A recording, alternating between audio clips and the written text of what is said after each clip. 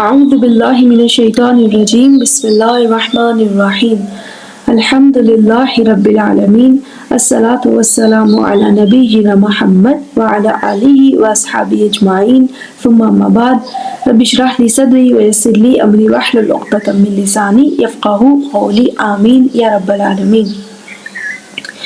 سورۃ البینہ شروع کرنے سے پہلے اس کے بارے میں کچھ باتیں ڈسکس کرنا ضروری ہے۔ اس سورت کو البینہ کہتے ہیں۔ یہ نام توقیفی ہے، یعنی اللہ تعالیٰ کا دیا ہوا۔ قرآن میں تمام سورتوں کے نام توقیفی ہیں، بس یہ کہ بعض سورتوں کے ایکسٹرا نیمز جنہیں آپ نک نیمز کی طرح سمجھ سکتے ہیں مشہور ہو جاتے ہیں۔ یہ نام صحابہ نے یا بعد میں آنے والے اہل علم نے کسی بھی صورت سے اپنی رغبت اور محبت کے باعث بھی استعمال کیے۔ اس سورت کو بھی سورۃ منفکین بھی کہتے ہیں، سورۃ البریہ بھی، لیکن اصل نام سورۃ البینہ ہی ہے۔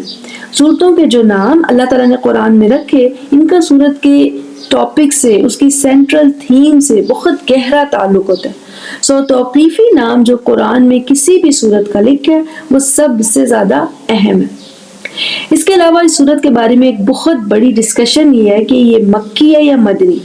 بعض علماء کہتے ہیں کہ یہ مکی ہے اور ان کے پاس اس بات کے لیے اپنے مضبوط دلائل ہیں۔ بعض کہتے ہیں کہ یہ مدنی ہے اور ان کے پاس اپنے مضبوط دلائل ہیں۔ ہم اسے کیسے سمجھ سکتے ہیں؟ اس کے لیے ذرا غور کریں۔ کسی بھی صورت کے مکی یا مدنی ہونے کو ڈسکس کرنے کا مقصد کیا ہے؟ تاکہ اس صورت کو اس کے شان نزول کے حساب سے سمجھا جا سکے۔ صورت کو بیان کرتے ہوئے اس کے ترتیب نزول کو مد نظر رکھا جائے، یعنی جب صورت نازل ہوئی اس وقت رسول اللہ صلی اللہ علیہ وسلم کی زندگی کس قسم کے دور سے گزر رہی تھی، مکہ کے مسائل درپیش تھے یا مدینہ کے چیلنجز کا سامنا تھا۔ اس وجہ سے صورتوں کے مکی یا مدنی ہونے کو ڈسکس کیا جاتا ہے۔ اب ذرا غور کریں، قرآن کی حفاظت کا ذمہ خود اللہ تعالیٰ نے لیا۔ یہ کسی بھی قسم کی تبدیلی کے بغیر محفوظ ہے اور رہے گا۔ اس کی حفاظت کا کام اللہ تعالیٰ نے اپنے نیک بندوں سے لیا۔ رسول اللہ صلی اللہ علیہ وسلم ہر وحی کے ساتھ قرآن کو لکھوا دیا کرتے تھے، یہاں تک کہ جب رسول اللہ صلی اللہ علیہ وسلم کا وصال ہوا تمام کا تمام قرآن لکھا جا چکا تھا اور مکمل ترتیب میں موجود تھا۔ آخری وحی جو لکھی گئی اس میں اور رسول اللہ صلی اللہ علیہ وسلم کی وفات میں کل 9 راتوں کا فرق ہے، یعنی رسول اللہ صلی اللہ علیہ وسلم نے اپنی زندگی میں قرآن کو لکھوا دیا تھا۔ اسی دور میں بعض صحابہ نے بھی اپنے پاس قرآن مجید کو لکھی ہوئی شکل میں محفوظ فرمایا، جیسے کہ حضرت علی نے رضی اللہ تعالیٰ عنہ، عبداللہ بن مسعود رضی اللہ تعالیٰ عنہ نے۔ اس کے بعد حضرت ابو بکر صدیق رضی اللہ تعالیٰ عنہ کے دور خلافت میں قرآن کی ایک آفیشیل کاپی بنوائی گئی جو حکومت کی طرف سے جاری ہوئی تاکہ سب اسی کو فالو کریں۔ نہ صرف قرآن بلکہ اس کی زبان بھی محفوظ ہے، یعنی بعض لوگ ایسے تھے جن سے اللہ تعالیٰ نے قرآن کی زبان کو محفوظ کرنے کا کام لیا۔ عرب لوگ اپنے دور میں قرآن کے الفاظ کو کیسے استعمال کرتے تھے، اس سب کو کتابی شکل میں محفوظ کر لیا گیا۔ چنانچہ ایسے معاجم یعنی ایسی ڈکشنریز موجود ہیں جو قرآن کے الفاظ کا استعمال بہت ڈیٹیل میں بیان کرتی ہیں۔ ابن فارس کی ڈکشنری بہت ہی عمدہ ہے، مقاییس اللغہ۔ اسی طرح لسان العرب، مفردات الراغب الاصفہانی بہت مشہور ڈکشنریز ہیں جنہیں لکھے کئی سال گزر چکے ہیں اور آج بھی لوگ ان سے فائدہ اٹھاتے ہیں۔ اسی طرح ایسے لوگ بھی پیدا ہوئے جنہوں نے احادیث کو جمع کرنے میں بہت ہی محنت کی، صحیح بخاری، مسند، ترمذی، مسلم وغیرہ۔ پوائنٹ یہ ہے جو اللہ تعالیٰ نے چاہا، اللہ تعالیٰ نے اپنے بندوں سے کام لیا اور اسے محفوظ فرما دیا۔ قرآن، اس کی زبان، اس کے الفاظ کا استعمال، احادیث سب محفوظ ہے۔ اب دیکھیں، بہت سی صورتوں کے شان نزول، ترتیب نزول میں اختلاف ہے۔ بعض صورتیں ایسی ہیں جن کے بارے میں حتمی رائے موجود نہیں کہ وہ مکی ہے یا مدنی۔ اگر اللہ تعالیٰ چاہتے کہ صورتوں کو اسی زمانے، اسی وقت کی قید لگا کر سیکھا جائے تو ہر صورت بلکہ کئی آیات کا شان نزول 100% بغیر کسی اختلاف کے موجود ہوتا۔ مصحف میں صورتوں کی ترتیب میں کوئی اختلاف نہیں ہے۔ کوئی نہیں کہے گا کہ آل عمران بقرہ سے پہلے ہے، کوئی نہیں کہے گا کہ قرآن کا اختتام سورہ اخلاص پر ہوتا ہے، کوئی نہیں کہے گا کہ پہلی سورت سورہ علق ہونی چاہیے کیونکہ وہ سب سے پہلے نازل ہوئی۔ رسول اللہ صلی اللہ علیہ وسلم نے نہیں لکھوایا کہ یہ صورت مکی ہے یا مدنی. سو اس ڈیبیٹ کا کوئی فائدہ نہیں ہے. اصل میں قرآن کے الفاظ جنرل ہیں, یہ گائیڈ کرتا ہے ہر دور کے لوگوں کو. وقت حالات بدلتے ہیں, امیر ہو یا غریب, اہل عرب ہوں یا اہل عجم, مشرق کے لوگ ہوں یا مغرب کے, قرآن سب کے لیے کافی ہے. یہی تو قرآن کا اعجاز, اس کا میریکل ہے کہ یہ ہر دور کے لوگوں کے لیے ہے. قیامت تک کے آنے والے تمام لوگوں کے لیے اس میں گائیڈنس ہے. ہر صورت مکمل اول تا آخر ہمارے پاس موجود ہے. اس کا ٹائٹل بھی اللہ تعالیٰ کا دیا ہوا ہے, ہمارے پاس موجود ہے, بغیر کسی اختلاف کے, بغیر کسی تبدیلی کے. تو ہمیں بھی اس پر ہی غور کرنا چاہیے. جن لوگوں سے اللہ تعالیٰ نے قرآن کی حفاظت کا کام لیا, ان خوش نصیب لوگوں میں ایک نام ابی بن کعب رضی اللہ تعالیٰ عنہ کا بھی ہے. ابی بن کعب خزرجی صحابی تھے, مدینہ سے تعلق رکھتے تھے, اور ان لوگوں میں شامل ہیں جنہوں نے بیعت عقبہ میں رسول اللہ صلی اللہ علیہ وسلم سے عہد کیا, یعنی بہت ارلی مسلمز میں. جیسے بعض صحابہ قرآن کی تفسیر میں زیادہ دلچسپی رکھتے تھے, ابو ہریرہ رضی اللہ تعالیٰ عنہ احادیث کی کلیکشن میں زیادہ سرگرم رہتے تھے. معاذ بن جبل کے بارے میں رسول اللہ صلی اللہ علیہ وسلم نے صحیح حدیث ہے جس میں فرمایا اعلمہم بالحلال والحرام معاذ, یعنی میری امت میں حلال اور حرام کے سب سے بڑے عالم معاذ بن جبل. اسی طرح ابی بن کعب رضی اللہ تعالیٰ عنہ قرآن کی قرأت میں بہت دلچسپی رکھتے تھے, حافظ قرآن تھے. یہ بھی صحیح حدیث میں موجود ہے. رسول اللہ صلی اللہ علیہ وسلم کی حدیث ہے, بخاری, مسلم اور ترمذی میں موجود ہے. انہوں نے فرمایا خذ القرآن من اربع, ان 4 لوگوں سے قرآن حاصل کرو, یعنی قرأت کے بارے میں ان سے تعلیم لو. ابن مسعود, ابی بن کعب, معاذ بن جبل اور سالم مولا ابی حذیفہ.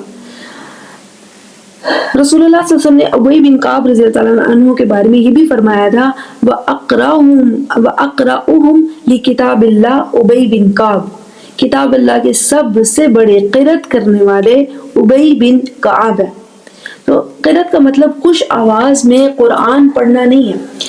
اصل میں ایک کانسیپٹ ہوتا ہے قرأت متواترہ, قرآن کی ملٹیپل قرآت جو رسول اللہ صلی اللہ علیہ وسلم سے ثابت ہیں, اتھینٹک ہیں, ان کے صحیح ہونے میں کوئی شبہ نہیں ہے. بس یہ کہ اردو انگلش تفاسیر میں ڈسکس نہیں کی جاتی کیونکہ عام شخص کے لیے اسے سمجھنا مشکل ہے. مفسرین تمام کو معلوم ہوتے ہیں ان کے بارے میں کہ اس آیت کی قرأت متواترہ موجود ہے. آسان سی مثال ہے اس کے بارے میں, سورۃ شمس کی آخری آیت ہے. اللہ تعالیٰ نے فرمایا وَلَا يَخَافُ عُقْبَاهَا, دوسری قرأت اسی آیت کے بارے میں جو رسول اللہ صلی اللہ علیہ وسلم سے ثابت ہے وہ ہے فَلَا يَخَافُ عُقْبَاهَا. رسول اللہ صلی اللہ علیہ وسلم نے اسی آیت کو وا سے بھی شروع کر کے پڑھا اور فا سے بھی. بعض لوگ قرأت متواترہ کو فتنہ سمجھتے ہیں. نہیں, فتنہ نہیں ہے, ایسا بالکل بھی نہیں ہے. متواترہ قرأت اصل میں قرآن کو سمجھنے میں بہت مددگار ثابت ہوتی ہے. ایسا نہیں ہے کہ قرآن تبدیل ہو رہا ہے, بلکہ یہ قرآن کے حسن اور اس کی سمجھ میں اضافہ کرتی ہے اور صحیح احادیث سے ثابت ہے, ان کو کوئی غلط نہیں کہہ سکتا. ابی بن کعب رضی اللہ تعالیٰ عنہ متواترہ قرأت کے ماہر تھے, انہیں شوق تھا قرآن کی قرأت کا. تو متواترہ قرأت میں صحابہ بھی ابی بن کعب کو ہی ترجیح دیتے تھے کیونکہ رسول اللہ صلی اللہ علیہ وسلم نے انہیں اس محنت پر خود بھی سراہا ہے. جیسے آج بھی کوئی احادیث کی کتاب لکھی جائے تو ابو ہریرہ رضی اللہ تعالیٰ عنہ کا ذکر لازمی ہے کیونکہ بہت سی احادیث انہی سے مروی ہے. اسی طرح جہاں بھی قرأت متواترہ کا ذکر ہو وہاں ابی بن کعب رضی اللہ تعالیٰ عنہ کا تذکرہ ضرور موجود ہوتا ہے. یعنی آج اگر عربی میں کوئی کتاب لکھی جائے قرأت متواترہ کو اسپیسیفکلی, وہاں اس کتاب میں سب سے پہلے مینشن ابی بن کعب کی روایات کا ہوگا. سو اس صورت میں ابی بن کعب رضی اللہ تعالیٰ عنہ کے ذکر کیوں ہے؟ رسول اللہ صلی اللہ علیہ وسلم کی حدیث ہے, یہ بھی صحیح بخاری کی صحیح حدیث ہے, مسلم میں بھی ہے, ترمذی میں بھی ہے. ایک مرتبہ انہوں نے ابی بن کعب رضی اللہ تعالیٰ عنہ کو مخاطب کر کے فرمایا یا ابی ان اللہ امرنی ان اقرأ علیک لم یکن الذین کفروا, یقیناً اللہ تعالیٰ نے مجھے حکم دیا کہ تمہیں لم یکن الذین کفروا سناؤ. سو ابی بن کعب نے جواب دیا وسمانی, کیا میرا نام لیا, یعنی کیا اللہ تعالیٰ نے فرمایا ابی کہا. So رسول اللہ صلی اللہ علیہ وسلم نے فرمایا نعم یس. فبکا ابی، سو ابی بن کعب رضی اللہ تعالیٰ عنہ اس عظیم شرف پر رونے لگے کہ اللہ تعالیٰ نے میرا نام لیا، اللہ تعالیٰ اس کے رسول کے درمیان بات چیت میں میرا ذکر ہوا.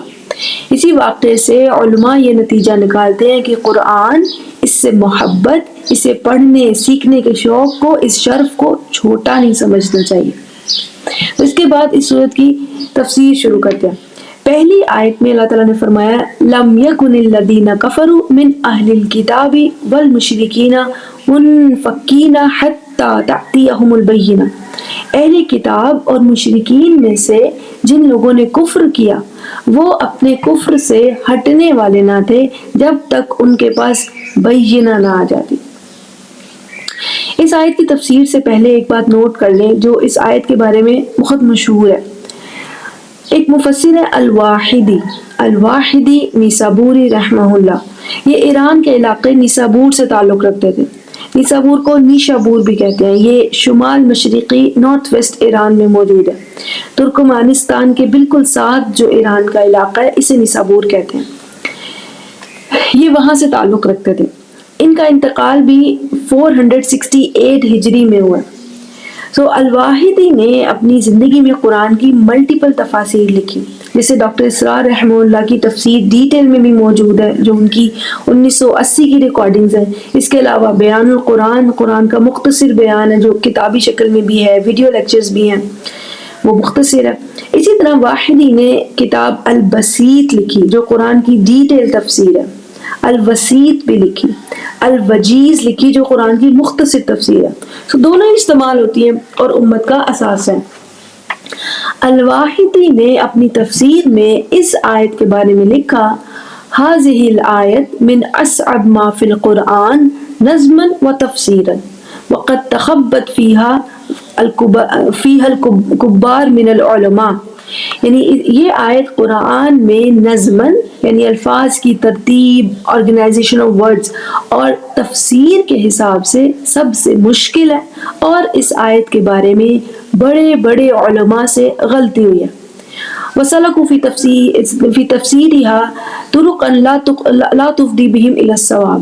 اور انہوں نے اس کی تفسیر ایسے طور پر کی ہے، ایسے طریقے پر کی ہے کہ وہ اس کے صحیح معنی تک نہ پہنچ سکے. یہ الفاظ انہوں نے اپنی تفسیر میں لکھے. لیکن اس کے بعد واحدی نے اس آیت کی بلکہ پوری سورت کی تفسیر لکھی، اور کہیں یہ تذکرہ نہیں فرمایا کہ پچھلے علماء کو کیا غلطی لگی اور وہ انہیں کیوں غلط سمجھتے ہیں، ان کے نزدیک صحیح کیا ہے اور کیوں ہے. کوئی اشکال، کوئی مشکل بیان ہی نہیں کی. مگر ہوا یہ کہ واحدی کے بعد میں آنے والے مفسرون نے اس آیت کے بارے میں واحدی کے پرسنل اوپینین کو ان کے نام کے ساتھ اپنی اپنی تفاسیر میں لکھا کہ واحدی نیسابوری کے نزدیک یہ آیت مشکلات القرآن میں سے. اور ایک عام امپریشن بن گیا کہ یہ آیت، اس کی تفسیر مشکل ہے. آج تک کوئی اس آیت کو 100% سمجھ نہیں سکا. لیکن سوال یہ ہے کہ کیا یہ جمہور کی رائے ہے کہ یہ آیت مشکل ہے؟ نہیں، یہ صرف ایک مفسر کی رائے ہے. ہاں مشہور بہت ہوئی، سب نے نہیں، لیکن بہت سے بعد کے مفسرون نے اسے اپنی تفسیر میں لکھا ہے اور بحث کی ہے کہ یہ آیت فلاں فلاں ریزن کی وجہ سے مشکل ہو سکتی ہے. کیونکہ الواحدی رحمہ اللہ نے اس آیت کو مشکل تو کہا ہے لیکن وجہ نہیں بیان کی. بعد کے مفسرون نے اس پہ ڈسکرپشن دی ہے، تفسیر لکھی ہے کہ یہ آیت اس وجہ سے مشکل ہو سکتی ہے، اس وجہ سے مشکل ہو سکتی ہے. اگر کسی شے کو شروع میں ہی مشکل سمجھ لیا جائے اور کوشش کی جائے کہ اس میں مشکل ڈھونڈی جائے، پھر وہ مشکل ہی لگے گی اور اسے لاجیکلی سمجھنا ممکن نہیں ہوگا. کیا واقعی یہ آیت مشکل ہے؟ نہیں، یہ صرف الواحدی کو مشکل لگی، یہ جمہور کی رائے نہیں ہے. اور اس میں کوئی بری یا شرمندگی کی بات نہیں ہے. یہ کلام اللہ ہے، کسی کے بس کی بھی بات نہیں ہے اس کا 100% حق ادا کر سکے. جب بھی کوئی اسے ایکسپلین کرتا ہے تو actually that's the best of his understanding. کمی تو ممکن ہے.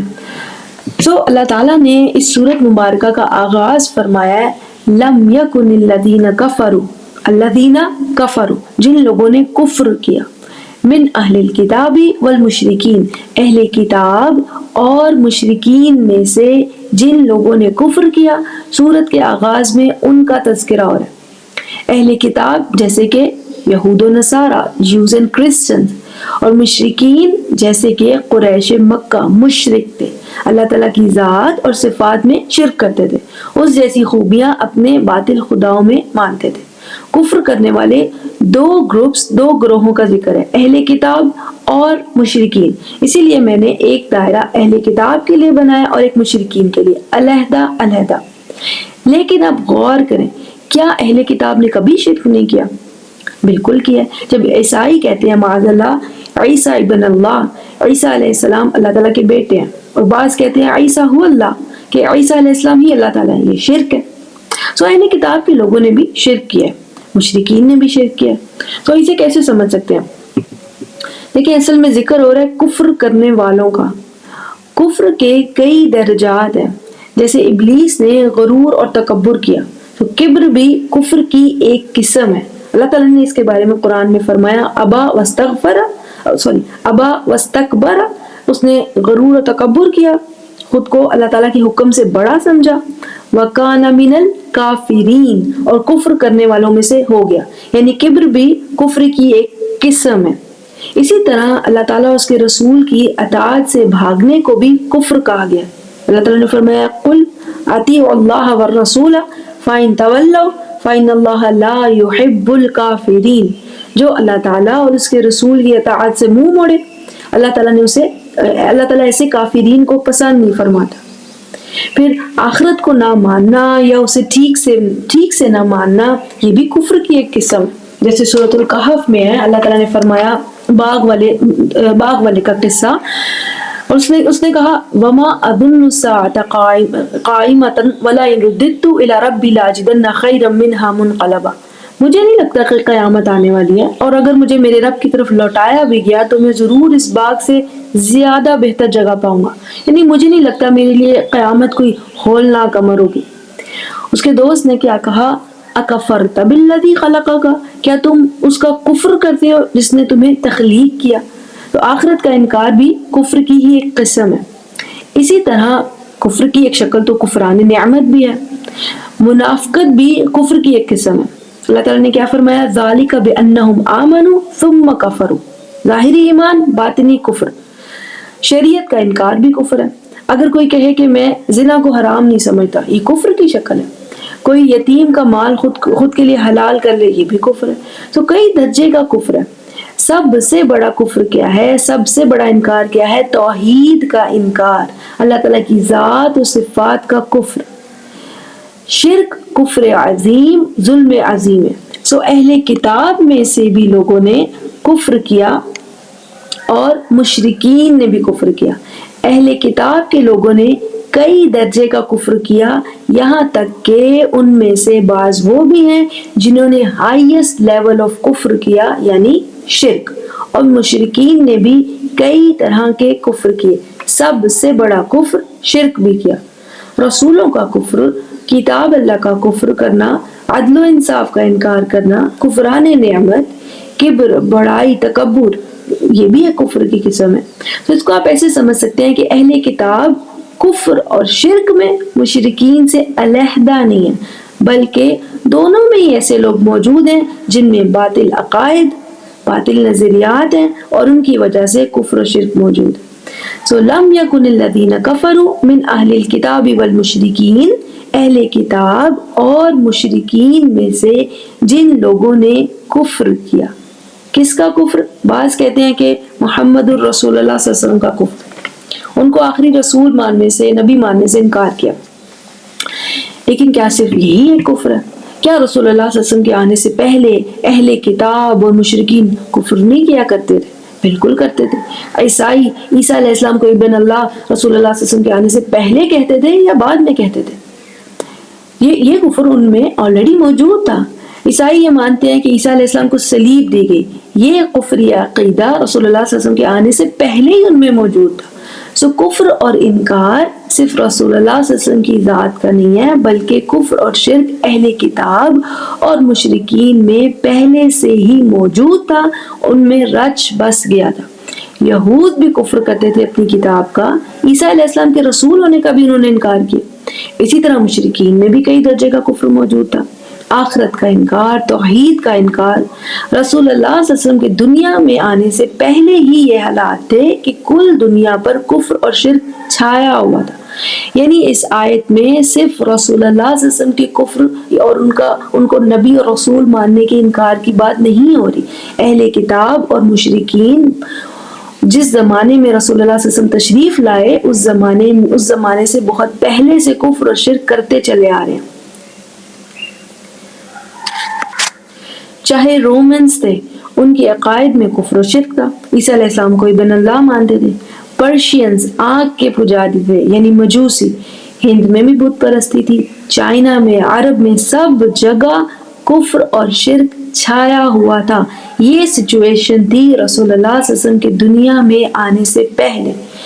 اللہ تعالیٰ نے اس آیت کو ایسے مکمل فرمایا، لم یکن الذین کفروا من اہل الکتاب والمشرکین منفکین، جن لوگوں نے کفر کیا، جو کفر کرنے والے تھے اہل کتاب اور مشرکین میں سے، ممکن ہی نہیں تھا کہ وہ منفکین ہو جاتے، علیحدہ ہو جاتے۔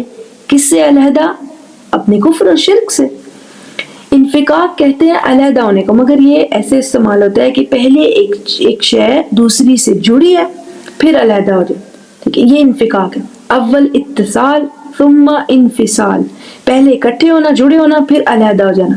جیسے قرآن میں کیا ہے، فک رقبہ، غلام آزاد کرانا۔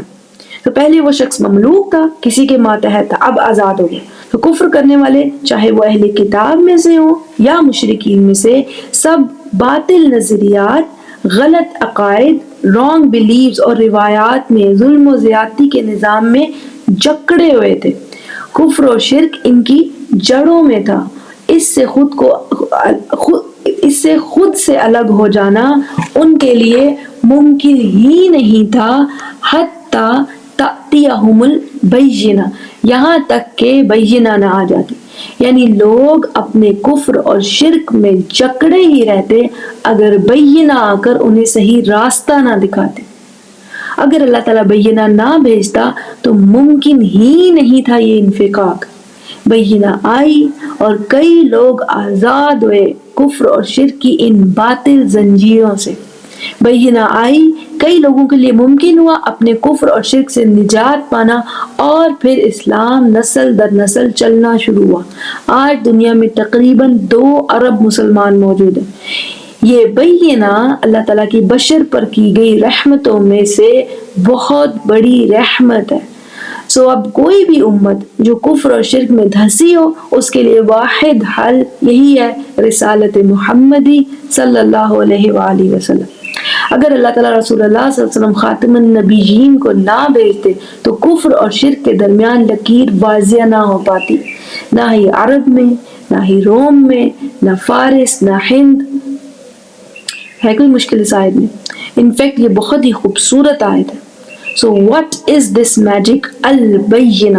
اگلی آیت میں اللہ تعالیٰ نے البینہ کو ایکسپلین فرمایا، رسول من اللہ یتلو صحفا مطہرہ فیہا کتب قیمہ۔ تو 3 الفاظ ہیں بینہ کو سمجھنے کے لیے، اول رسول، پھر صحف، اور پھر کتاب۔ رسول جو صحف پڑھ کر سناتا ہے، اور ان صحف میں کیا لکھے؟ کتاب۔ ایک ایک کر کے ان تینوں کو سمجھنا ہوگا۔ سب سے پہلے رسول ہے۔ رسول کسی بھی پیغام لانے والے کو کہہ سکتے ہیں، مگر جب اس کے ساتھ من اللہ آ جائے تو یہ ایک خاص مرتبے کی طرف اشارہ ہے۔ وہ شخص جو اللہ تعالیٰ کا پیغام لائے رسول ہے۔ رسول من اللہ کون ہے؟ رسول محمد صلی اللہ علیہ وسلم، کیونکہ پہلی آیت میں اہل کتاب کا ذکر ہے، یعنی یہود و نصارہ۔ اس کے بعد رسول اللہ صلی اللہ علیہ وسلم تشریف لائے، انہی کی بشارت عیسیٰ علیہ السلام نے دی تھی، جیسے قرآن میں وَمُبَشِّرًا بِرَسُولٍ يَأْتِي مِن بَعْدِ اسْمُهُ احمد، میرے بعد جو امیجیٹ بعد جو رسول آئے گا اس کا اسم احمد ہوگا۔ صحف کیا ہے؟ صحف آسان الفاظ میں وہ پیج جس پہ پیغام لکھا ہو۔ تو رسول من اللہ یتلو صحف، اللہ تعالیٰ کی طرف سے رسول جو صحف پڑھ کر سنائے۔ پہلے صحیفے کی طرف اشارہ ہے، پھر صحیفے کے اندر جو کتب لکھی ہیں ان کی طرف اشارہ ہے۔ پہلے اس پیج کا ذکر ہے جس پہ یہ پیغام، یہ کتب لکھی ہوئی ہے. تو آپ دیکھیں پہلے زمانے میں بادشاہ کسی کو پیغام بھیجنے کے لیے بہترین مٹیریل کا انتخاب کرتے تھے، بہترین خطاط سے پیغام لکھوایا جاتا تھا. ایسا نہیں ہو سکتا کہ بادشاہ کا پیغام کسی عام سے کاغذ پر لکھا ہو. اسی طرح آج جیسے کسی ڈاکٹر کے پاس جائیں، پراپر رائٹنگ پیڈز ہوتے ہیں جن پہ ڈاکٹر اپنا نام، اپنا پیغام لکھتا ہے فارماسیوٹیکل کو کہ اس مریض کو یہ دوائی دے. سو اس رائٹنگ پیڈ پر ڈاکٹر کا نام، اسپیشلائزیشن وغیرہ وغیرہ، اس کی ٹائمنگ سب لکھی ہوتی ہے. اسی طرح کوئی آرکیٹیکٹ کسی عام سے صفحے پر کسی گھر کا نقشہ نہیں بنائے گا، بلکہ پراپر پیجز ہوں گے جن پر وہ کام کرے گا. آج پریزنٹیشن بنانے سے پہلے ہم چوز کرتے ہیں پریزنٹیشن سٹائل کیا ہوگا، کلر سکیم کیا ہوگی، فونٹ سائز کیا ہوگا، تھیم کیا ہوگی. تو ایک چھوٹا سا انویٹیشن، ویڈنگ انویٹیشن کا پیغام بھی پہلے پیج سٹائل کی سلیکشن ہوتی ہے، کلر سکیم کی سلیکشن ہوتی ہے. یہ سب دنیاوی صحیفے ہیں. اس صحیفے کو کیسے امیجن کر سکتے ہیں جو اللہ تعالیٰ نے، رب کائنات نے چوز کیا اپنے پیغام کے لیے. بس کیا لکھے؟ صحف مطہر، پاکیزہ، ہر قسم کی ملاوٹ سے پاک، ہر طرح کے فساد سے پاک، بالکل صالح، ہر طرح کے جھوٹ اور کفر سے پاک. اب دیکھیں کیسا کنٹراسٹ ہے کہ اہل کتاب نے اپنے صحیفوں کو کیا کر دیا تھا؟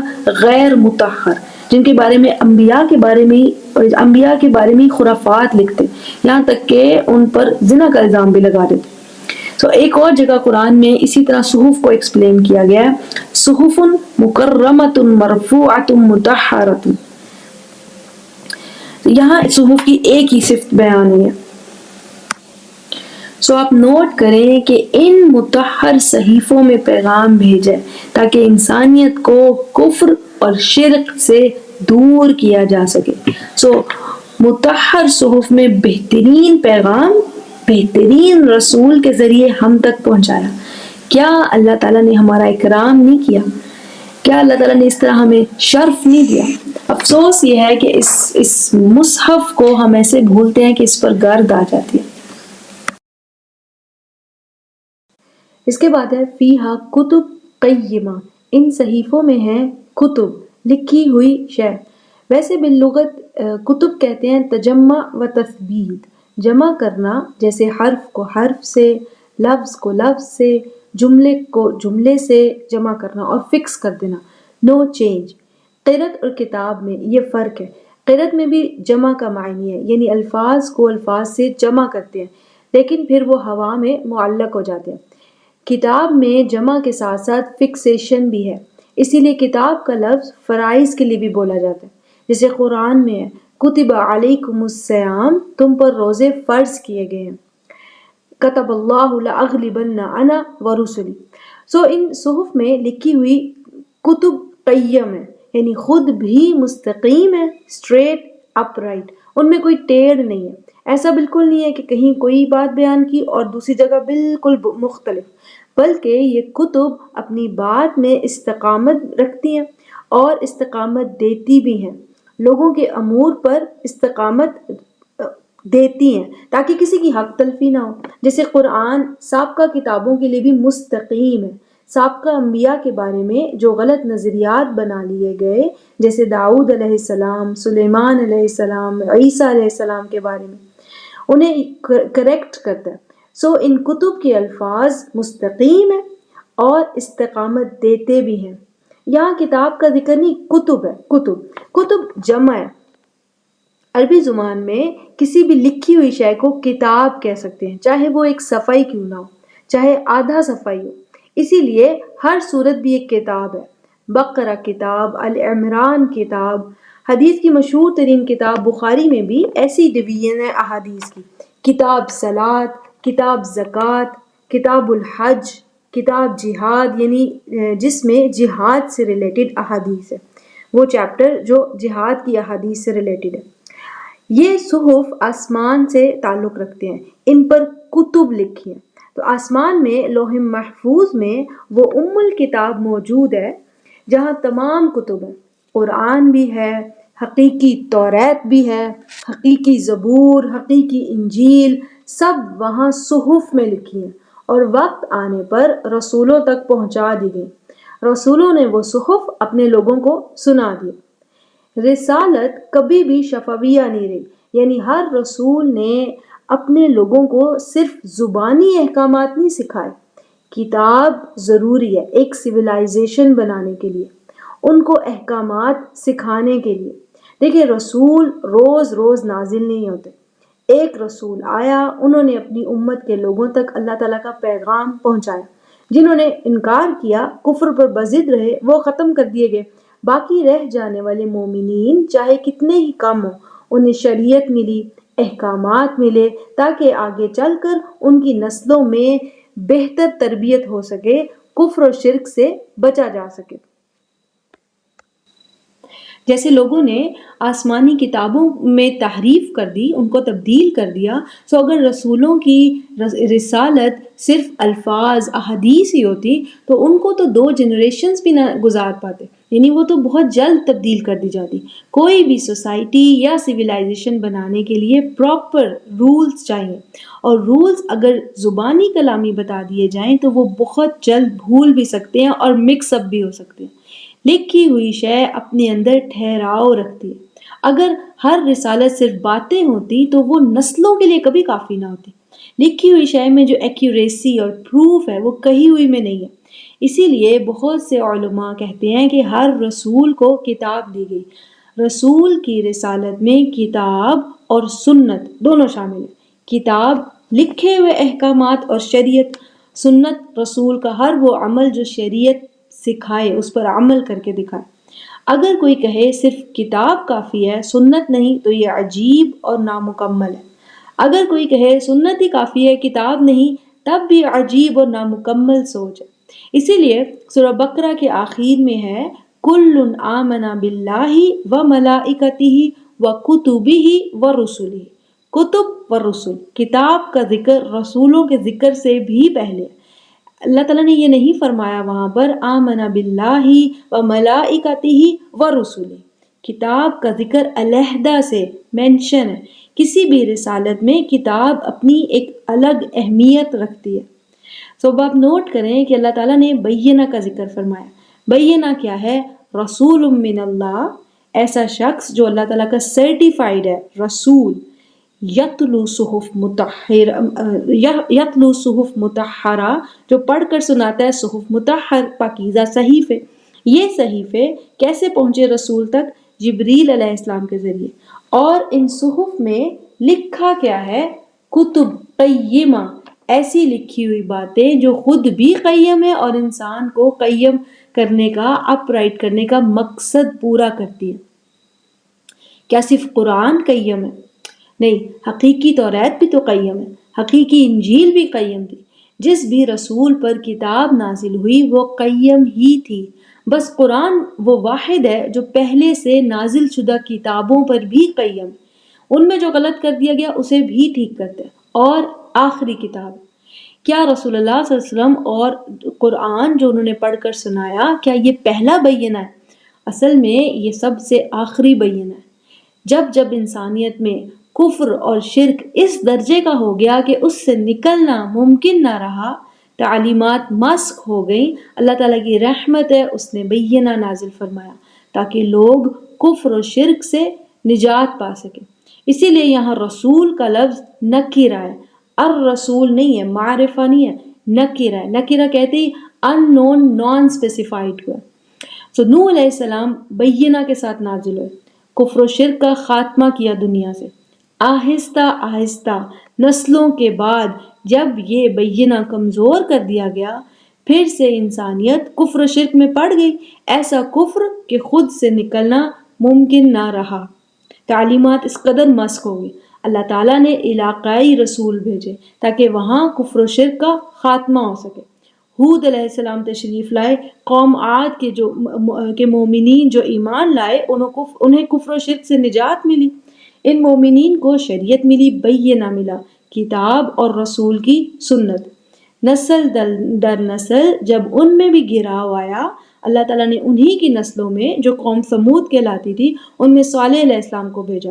نیا رسول پھر سے ہر شے واضح کرنے آیا. بینہ کہتے ہی واضح کر دینے کو ہے، یعنی کوئی شے غیر منکشف تھی اب وہ منکشف ہے۔ جو کچھ بھی غیر واضح ان کلیئر تھا، توحید، آخرت، رسول کے آنے سے پہلے غیر واضح تھا، رسول کے آنے کے بعد ٹوٹلی کلیئر ہو گیا۔ سو موسیٰ علیہ السلام اور توریت بینہ ہے، رسول من اللہ یتلو صحف مطہر، اس بار کتب کیا ہے؟ توریت۔ پھر سے بینہ، ایک بار اور اللہ تعالیٰ کی رحمت۔ اس کے بعد فاسٹ فارورڈ، جب بنو اسرائیل میں گراؤ آیا، کفر و شرک حد سے بڑھ گیا، عیسیٰ علیہ السلام تشریف لائے۔ عیسیٰ علیہ السلام کیا ہے؟ رسول من اللہ یتلو صحف مطہرہ فیہا کتب قیمہ، اور کتب کیا ہے اس بار؟ انجیل، انجیل پڑھ کر سنائی۔ عیسیٰ علیہ السلام کے جانے کے تقریباً 600 سال بعد، جب انسانیت کے ہر علاقے میں، چاہے وہ عرب ہو، روم ہو، پرشیا، چائنا، ہند، افریقہ، ہر جگہ کفر اور شرک مکمل طور پر چھایا ہوا تھا، انسانیت میں ظلم اور اخلاقی گراؤ بہت زیادہ تھا اور اس سے نکلنے کا کوئی راستہ نہیں تھا۔ ایسے میں اللہ تعالیٰ نے بینہ بھیجا، یہ اللہ تعالیٰ کی بہت بڑی رحمت ہے۔ رسول من اللہ، رسول محمد صلی اللہ علیہ وآلہ وسلم، یتلو صحف مطہرہ، آسمان سے نازل ہونے والے صحیفے پڑھ کر سنائے، فیہا کتب قیمہ، ان میں کیا لکھا ہے؟ قرآن۔ اب کی بار کتب کیا ہے؟ قرآن۔ یہ آخری بینہ، اس کے بعد کسی بینہ کی ضرورت نہیں، کیونکہ بینہ کہتے ہی ان کلیئر کو بالکل کلیئر واضح کر دینے کو ہے۔ قرآن محفوظ ہے، سنت محفوظ ہے، جس نے خود کو کلیئر کرنا ہے، ہی از آلویز ویلکم۔ بینہ موجود بھی ہے اور محفوظ بھی۔ اس کے بعد ہے وما تفرق الذین اوتوا الکتاب، جن لوگوں کو کتاب دی گئی ان کا ذکر ہے۔ اب آپ دیکھیں یہاں مشرکین کا ذکر نہیں ہے، جب بھی رسول آیا کتاب ملی، اب وہ ایسے لوگ بن گئے جنہیں کتاب دی گئی تھی، اوتوا الکتاب۔ لیکن ہوتا یہ رہا ہے کہ وما تفرق الذین اوتوا الکتاب الا من بعد ما جاءتهم البینہ، جنہیں کتاب دی گئی تھی وہ تفرقے میں نہیں پڑے سوائے تب جب ان کے پاس بینہ آ چکی تھی۔ سو بینہ آیا، کفر و شرک سے انفکاک ممکن ہوا، ہر شے واضح ہوگی، مگر اس کے بعد انسانیت نے غلطی یہ کی کہ تفرقے میں پڑ گئی، ان میں گروپنگز شروع ہو گئی۔ مثلا رسول اللہ صلی اللہ علیہ وسلم جب تشریف لائے، اہل کتاب میں بہت تفرقہ تھا، ایون بعض عیسائی ایسے تھے جو عیسیٰ علیہ السلام کو بشر مانتے تھے، بعض ابن اللہ کہتے تھے اور بعض کہتے تھے عیسیٰ هو اللہ۔ عیسائی آرتھوڈاکس بھی تھے، کیتھولکس بھی تھے اور کاپٹکس بھی تھے۔ آرتھوڈاکس جو تھے وہ خود کو ٹھیک مانتے اور کیتھولکس کو ٹوٹلی ایک دوسرا دین مانتے تھے، اسی طرح کیتھولکس آرتھوڈاکس کو بالکل غلط مانتے تھے۔ یہود میں بھی کئی فرقے تھے۔ تو یہ آیت اللہ تعالیٰ کی طرف سے تربیت ہے آج کے مسلمانوں کے لیے۔ پہلوں کو بینہ ملا، بالکل ملا، ان میں تفرقہ آیا، بالکل آیا، تمہیں بھی بینہ ملا ہے، سو بی مائنڈ فل، سو واچ آؤٹ، پہلوں جیسی غلطیاں نہ کرنا۔ تو ہر بینہ کامل تھا، کوئی بھی بینہ کم نہیں تھا۔ مسئلہ کہاں آتا ہے؟ ریسیور سائڈ پہ، لوگوں کے رویے میں۔ تو دیکھیں بینہ واضح کرتا ہے، غیر منکشف کو منکشف کرتا ہے، ان کلیئر کو کلیئر۔ سو جب بینہ آتا ہے، صحیح اور غلط عقائد کے درمیان کلیئرٹی بڑھتی چلی جاتی ہے۔ رسول کی سنت اور کتاب ایسی پاورفل شے ہے جس میں کوئی ایمبیگوٹی نہیں ہوتی، ہر شے واضح، اور اس کی وجہ سے کفر اور شرک ختم ہوتا چلا جاتا ہے۔ اس کے برعکس جب تفرقہ ہو، مختلف آراء، کچھ سمجھ نہیں آتا کس کی رائے ٹھیک ہے، ہر کوئی یہ کہنے لگے میرے مطابق یہ رائے ٹھیک ہے باقی غلط، اس سے کیا ہوتا ہے؟ کنفیوژنز بڑھتی ہیں اور دین کے بارے میں کلیئرٹی کم ہونے لگتی ہے، وضاحت کم ہوتی چلی جاتی ہے۔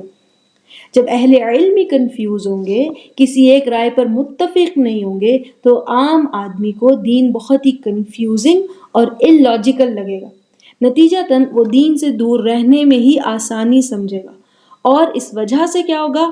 اس کا نقصان یہ ہوگا کہ کفر اور شرک پھر سے بڑھنے لگے گا۔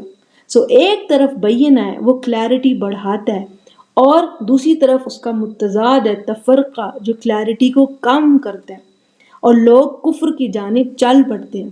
اسی لیے بینہ کو ایکسپلین کرنے کے فوراً بعد تفرقے کا ذکر ہے جو بینہ کو دھندلا دیتا ہے۔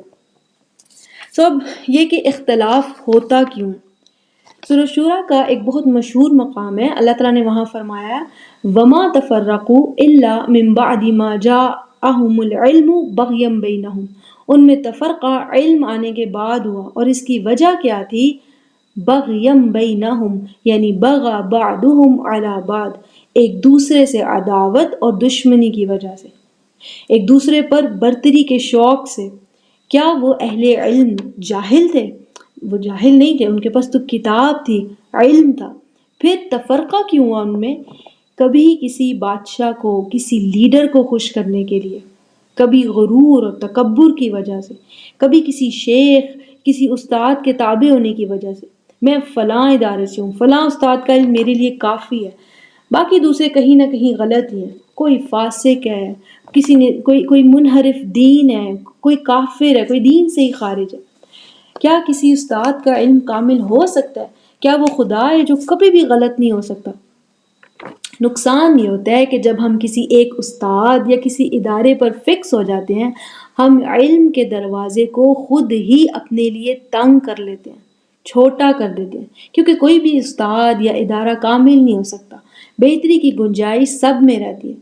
دوسرا نقصان یہ ہوتا ہے کہ اپنے تفرقات کی وجہ سے ہم اپنی نسلوں کو خود ہی دین سے دور کر دیتے ہیں، انہیں لگتا ہے کہ یہ دین بہت ہی غیر بین ہے، جبکہ یہ تو بین ہے۔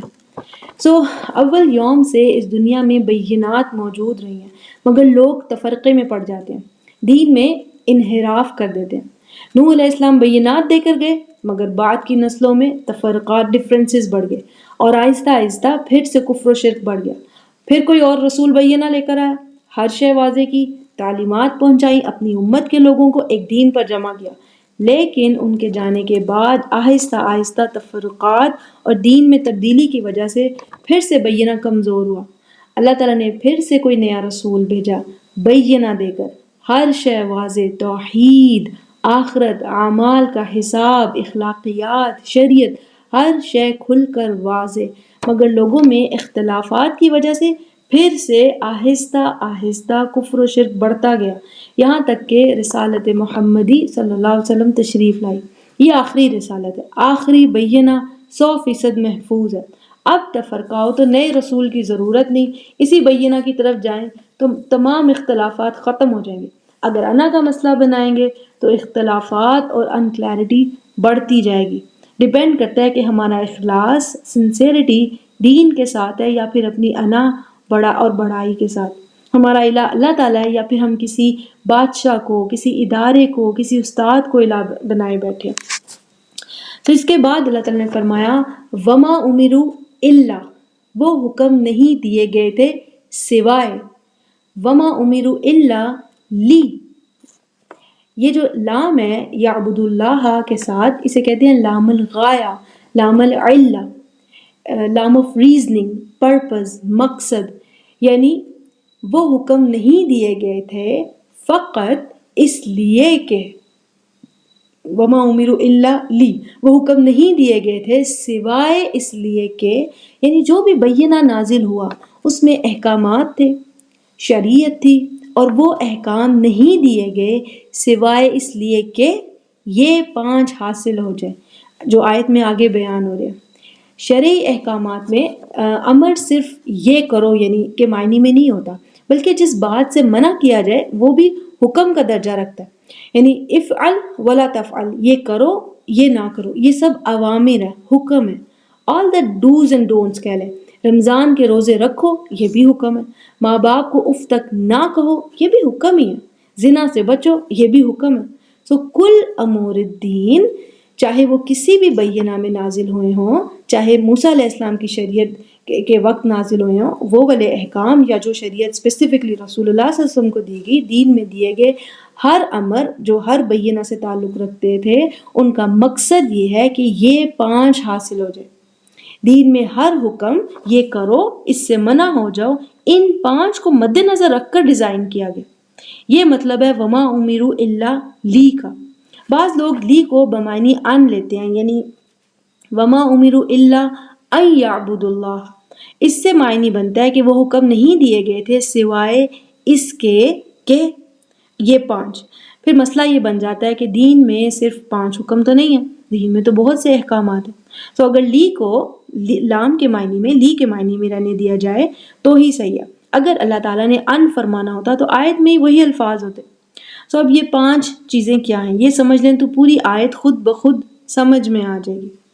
پہلی کیا ہے؟ یعبد اللہ، دوسری مخلصین لہ الدین، تیسری حنفاء، چوتھی وَيُقِيمُ الصَّلَاةَ، اور 5ویں وَيُؤْتُ الزَّكَاةَ۔ نیجی واحد واحد یعنی let's do it one by one. یعبد اللہ، اللہ تعالیٰ کی بندگی کریں، یعنی عبد کیا ہوتا ہے؟ غلام، جو مالک کے ہر حکم کو تسلیم کرتا ہے، اس کے سامنے جھکتا ہے، سرنڈر کرتا ہے۔ عبدیت کیا ہے؟ انسان کس کے سامنے جھکتا ہے؟ سائیکولوجیکلی کس کے سامنے سرنڈر کرتا ہے؟ اپنی سوچ کو کس کے سامنے سرنڈر کرتا ہے؟ اپنی خواہشات کو کس کے سامنے سرنڈر کرتا ہے؟ سو انسان کس کے سامنے جھکتا ہے؟ اپنی خواہشات کے سامنے، کسی سلطان، کسی لیڈر کے سامنے کہ جو اس نے کہا وہ 100% سچ مان لیا، سوسائٹی کے سامنے، بعض لوگ کلچر کو بہت فوکس کرتے ہیں، بعض بیوی کے سامنے جھکتے ہیں۔ تو لازم یہ ہے کہ انسان فطری طور پر کسی نہ کسی کے سامنے ضرور جھکتا ہے۔ سورج جیسے اللہ تعالیٰ کے سامنے سرنڈر کرتا ہے، اس کے پاس اختیار نہیں ہے، جس سائیکل میں اللہ تعالیٰ نے اسے ڈال دیا ہے وہ چلا جا رہا ہے۔ انسان کے پاس اختیار ہے، سو انسان اپنے اختیار بائی چوائس کس کے سامنے جھک رہا ہے؟ یہ عبدیت ہے۔ انسان کی ہائیسٹ لیول آف عبدیت کیا ہے؟ کہ انسان اپنے خالق اور مالک کے آگے جھکے، اس کی مرضی کے آگے اپنی مرضی، بادشاہ کی مرضی، سوسائٹی کی، کلچر، لوگ کیا کہیں گے، سب کو اگنور کر دے۔ اور یہ حاصل کیسے ہو سکتا ہے؟ سو اللہ تعالیٰ نے فرمایا وَمَا أُمِرُوا إِلَّا لِيَعْبُدُوا اللَّهَ، وہ حکم نہیں دیے گئے تھے سوائے اس لیے کہ اس مقصد کے لیے کہ وہ اللہ تعالیٰ کی عبدیت اختیار کریں۔ دین کے کل امور یہ کرو یہ نہ کرو انسان کو پش کرتے ہیں اللہ تعالیٰ کی عبدیت کی طرف، یعنی انسان کے دل، دماغ، سوچ کو اللہ تعالیٰ کی مرضی پر جھکنے کا عادی بنا دیتے ہیں۔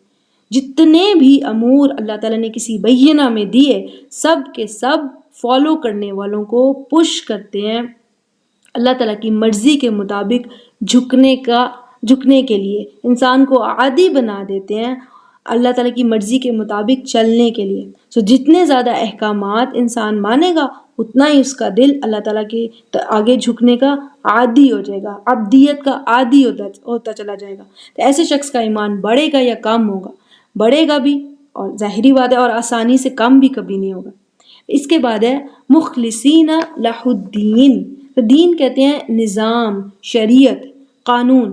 آسان الفاظ میں ہر انسان کسی نہ کسی رولز کے تحت زندگی گزارتا ہے، اس کی ذاتی زندگی کے کچھ رولز ہوتے ہیں، حلال کی طرف جائے گا یا حرام کی طرف آسانی سے چلا جائے گا، سگنلز پر رکتا ہے یا نہیں رکتا، یعنی بعض گھریلو اصول ہوتے ہیں زندگی کے۔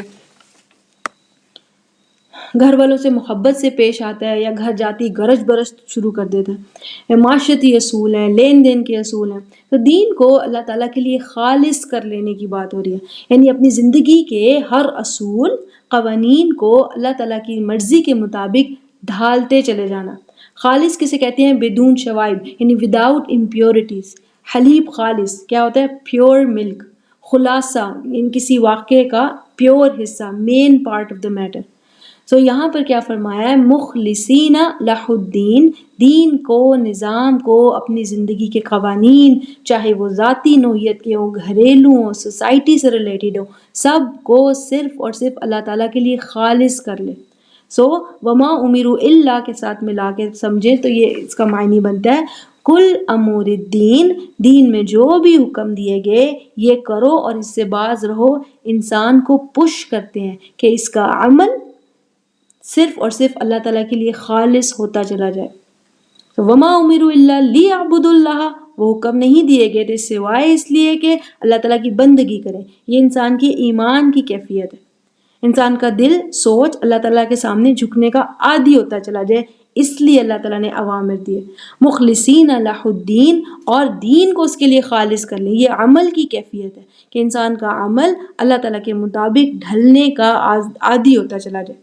انسان وہ مخلوق ہے جس کے پاس اختیار ہے۔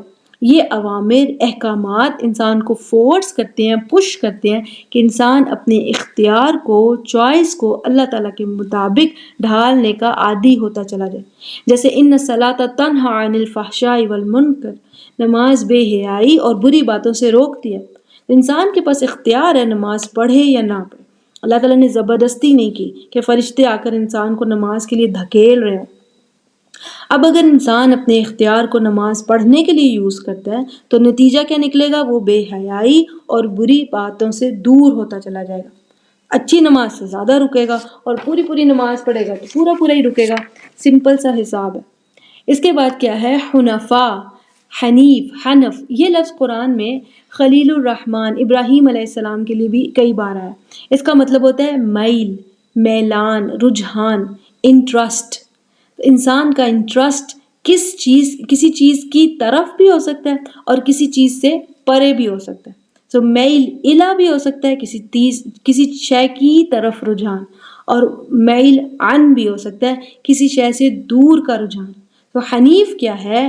میل الی الحق و میل الی الباطل، حق کی طرف رجحان، حق کی طرف انٹرسٹ، اور باطل میں نو انٹرسٹ۔ تو دین کے تمام امور، تمام احکامات انسان کی شخصیت کو ایسے مولڈ کرتے چلے جاتے ہیں کہ معلوم ہو جاتا ہے یہ شخص حق کا ساتھ دے گا، یہ باطل سے دور ہٹ جائے گا، وہ حنیف بنتا جاتا ہے۔ سو آپ نوٹ کریں، تمام امور انسان کو بہتری کی طرف لے کے جا رہے ہیں، برائی، کفر و شرک سے ہٹا رہے ہیں۔ اسی لیے تو بینہ آتا ہے کہ لوگ کفر و شرک سے منفکین ہوتے چلے جائیں، ہٹتے چلے جائیں، ان کا رجحان کفر سے ہٹ جائے۔ وَيُقِيمُ الصَّلَاةَ وَيُؤْتُ الزَّكَاةَ، نماز اور زکوٰۃ یہ دونوں بہت قریب ہیں، قرآن میں بہت بار ساتھ آئے ہیں۔ نماز جسمانی پاکیزگی دیتی ہے اور زکوٰۃ مال کی پاکیزگی۔ تمام امور جو دین میں دیے گئے انسان کو پش کرتے ہیں تاکہ انسان ظاہری اور باطنی پاکیزگی بھی حاصل کرے اور مال کی پاکیزگی بھی۔ سو ان احکامات سے انسان نکھر رہا ہے۔ اس کا اینڈ رزلٹ کیا ہوتا ہے؟ وَذَلِكَ دِينُ الْقَيِّمَةِ، and that is the deen of قیمہ، اور یہ کریٹ کرتا ہے ایسے لوگوں کی جماعت جو قیم ہے، جن میں خود بھی ٹیڑھ نہیں ہے اور ان میں صلاحیت ہے دوسروں کو بھی سیدھے راستے پر لانے کی۔ ذالک دین الامہ القیمہ، یعنی ایسی امت، ایسے لوگ بن کے کھڑے ہوتے ہیں جو کہ خود بھی سیدھے راستے پر ہیں اور لوگوں کو بھی سیدھے راستے کی ترغیب دیتے ہیں۔ سو اس آیت میں ایسے جیسے صحابہ کی طرف انگلی سے اشارہ ہی کر دیا گیا، وہ خود بھی قیم تھے اور دنیا کو بھی سیدھے راستے کی طرف لگایا۔ وہ ان آیات کی عملی مثال تھے، ان کی پرسنالٹیز کی وجہ سے دین پھیلا۔ تو اس کے برعکس بعد کے مسلمان کیا بنے؟ ان میں سے بعض کہ جو تفرقے کی مثال بنے، دین کو غیر واضح کرتے چلے گئے اور کفر و شرک بڑھتا چلا گیا۔ تو اس کے بعد یہ صورت اختتام کی طرف ہے، جہاں جن لوگوں نے برے عمل کیے انہیں اس کا بدلہ ضرور ملے گا، اور جن لوگوں نے نیک عمل کیے انہیں بھی اس کا بدلہ ضرور ملے گا۔ سو اللہ تعالیٰ نے فرمایا ان الذین کفروا من اہل الکتاب والمشرکین فی نار جہنم خالدین فیہا، جن لوگوں نے کفر کیا اہل کتاب اور مشرکین میں سے، وہ جہنم کی آگ میں ہمیشہ اس میں رہیں گے۔ اولئک هم شر البریہ، بریہ یعنی موجود، یہ الباری اللہ تعالیٰ کے ناموں میں سے بھی ہے، اور یہ بریہ کا لفظ برا سے ہے، برا۔ الباری بھی اسی طرح کہتے ہیں عدم سے وجود میں لانے والا، یعنی غیر وجود والی کیفیت سے برات دینے والا اور وجود میں لے آنے والا۔ یہ لفظ صرف اور صرف اللہ تعالیٰ کے لیے استعمال ہوتا ہے، الباری، کیونکہ اس کا معنی ہے ٹو کریٹ وداؤٹ مٹیریلز۔ کسی انسان کے لیے الباری کا لفظ استعمال نہیں کرتے۔ اس کو زیادہ ایکسپلین نہیں کریں گے کہ ڈیٹیل ہو جائے گی۔ تو یہ جیسے قرآن میں بھی ہے الخالق، الباری، المصور، یہ تخلیق کے سیکوینس ہیں جو اللہ تعالیٰ نے قرآن میں بیان کیے ہیں، تینوں اللہ تعالیٰ کے نام ہیں۔ سو اولئک هم شر البریہ، یعنی اولئک هم شر الموجودات، تمام موجودات میں سے یہ بدترین ہیں۔ they are the worst of all present beings۔ ان الذین آمنوا وعملوا الصالحات اولئک هم خیر البریہ، یقیناً جو لوگ ایمان لائے اور نیک عمل کیے اولئک ہم خیر البریہ یعنی اولئک ہم خیر الموجودات، تمام موجودات میں سے یہ بہترین ہے. they are the best of all present beings. جزاؤہم عند ربہم جنات عدن تجری من تحتها الانہار خالدین فیہا، ان کا صلہ ان کے رب کے پاس ہے ایسی جنتیں، ایسے باغات جن کے نیچے نہریں بہ رہی ہوں گی، اس میں ہمیشہ ہمیشہ رہیں گے. رضی اللہ عنہم ورضوا عنہ، اللہ تعالیٰ ان سے راضی ہے اور وہ اللہ تعالیٰ سے راضی ہے. جنت کے بعد اللہ تعالیٰ کی رضا کا ذکر ہے، یعنی اللہ تعالیٰ کی رضا کا حاصل ہو جانا جنت سے بھی زیادہ بڑی جزا ہے. تو یہ بلند ترین مقام ہے، کوئی انسان جو کوئی انسان حاصل کر سکتا ہے، یہ سب سے ہائیسٹ لیول ہے. اللہ تعالیٰ نے فرمایا ذالک لمن خشی ربہ، ایسا بلند مقام اسی کو مل سکتا ہے جس میں اپنے رب کی خشیت ہو، اس کی ناراضگی کے خوف سے وہ اپنی زندگی کو پلان کرے. تو وآخر الدعوانا ان الحمد للہ رب العالمین وبارک اللہ لنا. السلام علیکم ورحمۃ اللہ وبرکاتہ.